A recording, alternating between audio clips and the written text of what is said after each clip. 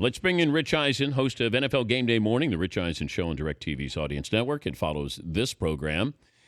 Could yesterday have been a good day for the Jets in the long run, Rich? Well, Dan, I just want to get something out of the way. May I? Real quick? All right. Just because I don't want this to be awkward, but do you have the $600 you owe me or not? I mean, I've been asking for a few weeks. I don't want to get in your face about it, but do you have the money or? You're not going to get it. I'm not going to give it to you. Well, Dan, I think we're going to have to throw down. When is the last time you threw down? When is the last time you got in a fight? Oh gosh, I believe it was Trails End Camp when Bennett Hirschhorn did sucker punch me. I did get sucker punched by Bennett Hirschhorn, and I still have the scar because it hit my braces. That's the last time. Did you get back at him? Say it again? Did he get kicked out of camp? He was not released from Bunk 12. No, he was not. He was kept on the Bunk 12 roster, which, to be very honest with you, there was a split within Bunk 12 after that. Not just my lip, there were some in Camp Eisen, there were some in Camp Hirschhorn. This is all in Trails End Camp in Beach Lake, Pennsylvania. Oh man. Yeah. Okay. So, could yesterday have been? I've lived it. I've been there. Could yesterday have been a good day for the Jets? No, of course it's not. Why? You got Ryan Fitzpatrick in there. Dan. Look, Ryan Fitzpatrick is a good quarterback. He's a serviceable quarterback. He is definitely the guy. If your QB is out 4 to 6, he can give you a shot at 3-3. He can give you a shot at 4-2, and it's possible even if he plays to the best of his ability, he gives you a shot at 5-1 if you've got the defense and the skilled position players around him. But his MO is for a Harvard guy. Interestingly enough, he sees it and he throws it. And there are windows that he has no business throwing into. And sometimes he'll just throw it as hard as he possibly can to try and jam it in that window. And some days that means 4 touchdowns, and other days it means 4 interceptions. And if you're trying to win games by protecting the football, he's kind of not your guy, And so is he better than Geno Smith? That's not the point. The point is that Geno Smith is still in a process where he needs to grow, and the Jets need to find out and use this year with the safety net of it being a new administration of coach and general manager that's not going to hear about a hot seat because of the fact that they need to change the culture, they need to change the roster, they need to see who's on the roster that can work, and Geno was number 1 on that list. And the fact that a backup linebacker, I said this on my show yesterday, the few good men analogy, that Geno Smith is Santiago, and the coach says he's not to be touched, then why was he touched? This is the problem here, that Geno, it took all of 5 minutes for everybody to say, well, it's not just an issue with a second-year linebacker who's nobody's ever heard of, who feels compelled and also comfortable enough to take Geno up apparently on his request to do something about the situation. And he hauled off and hit him. And, bless him, easily the most direct hit this kid's ever made in his Jet career. And it breaks his jaw. He's got to go into surgery. And now we'll see, Ryan Fitzpatrick. I cannot imagine this was a good day for the Jets at all. Okay, most embarrassing moment in the offseason, if I look at the New York teams. Jason Pierre-Paul blowing off his thumb with fireworks. Sheldon Richardson going 140 with a minor in the backseat, or what happened yesterday with Geno. Well, I mean, they all have some sort of potential, illegal element to it. Because we'll find out if Geno's going to press charges. But most embarrassing has to be what happened yesterday.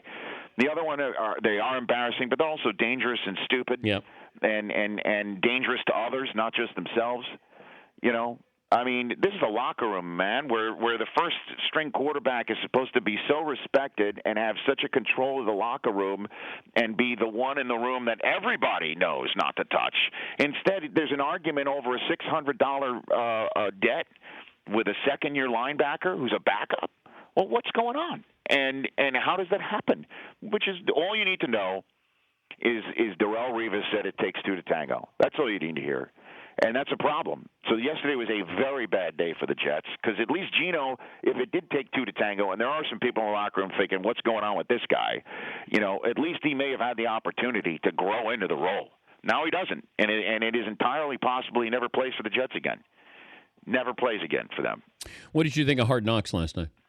I thought it was great. I heard your conversation on the way in that. Look, J.J. Watt is always going to have people wondering if he's for real or not. But to me, it doesn't matter. I mean, would you rather have all of these situations that we're talking about in the NFL or him being the guy who everybody thinks he should be or something along those lines? Yeah. Personally, I've met him before. Dan, you've met him before. I find him genuine. And if he is going to be doing stuff for the cameras, then good. He's a showman. That's what you want out of your athletes. You want people who play their guts out on the field and come up with the moments that you're hoping they can come up with on the field, like J.J. Watt does. The fans go crazy over him, and if he wants to make sure the cameras are trained on him while he gives a jersey to a kid because he wants to put it on his Instagram and get it out there for the kid or for himself, then bless him. He's not driving 140 miles an hour in a Bentley. That's the way I'm looking at it. The court today with Brady and the commissioner. Yes, sir. What would shock you today? That something happens with the settlement. Yeah. This is going to the mattresses, Dan. I've told you this over and over and over again. It's about the power of the commissionership to do what he has been collectively bargained, given the right to do. That's what it's all about now, and Brady's just in the middle of it. It's like a Mad Lib. You could take out any player and put it in there, and it would be about that. And the Players Association has the most famous player in the NFL trying to do what they've been trying to do since 2011 and get this thing changed. I don't know how, if the NFL's like, we want you to believe the Wells report. I mean, that's a non-starter for Brady. And then, hey, just fine me. Don't suspend me, and don't make me say I was guilty about anything. That's a non-starter for the NFL. So the judge can sit there and say, "Come to the robing room at 10:30," all he wants. He's going to have to rule on this, and hopefully he does it soon because I mean everybody wants this thing to bed, no question. Well, if Brady's side gets a stay and then Brady's there opening night, that would certainly be interesting. Well, that's going to take some time to get a stay, I imagine, and it's a whole different court proceeding from what I have been told by the lawyers that I've had on my show. That's a totally different ball of wax, and very rare too for a judge to come in and basically say, "I'm going to step in this dispute and basically hit the pause button on it." That would be rare, and certainly. Time-consuming enough maybe to find a judge who could put it on. Maybe it would be this judge. I don't know. But it seems like this judge wants them to talk it out first. And I guess Judge Berman will find out what many judges have found out between these two sides before, which is them talking it out when they don't agree on something, so diametrically opposed on something. It usually takes a judge to come in and do something.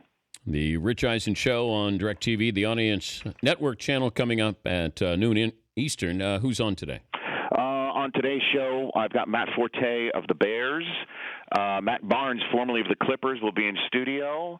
And all sorts of surprises that are in the hopper. You can hear that on 180-plus Rich Eisen Show radio affiliates, including right here in Southern California, KLAA AM 830. So that's coming up at 9 a.m. All righty. Pacific. Thank you, Rich. All right, DP, take care. That's Rich Eisen Show.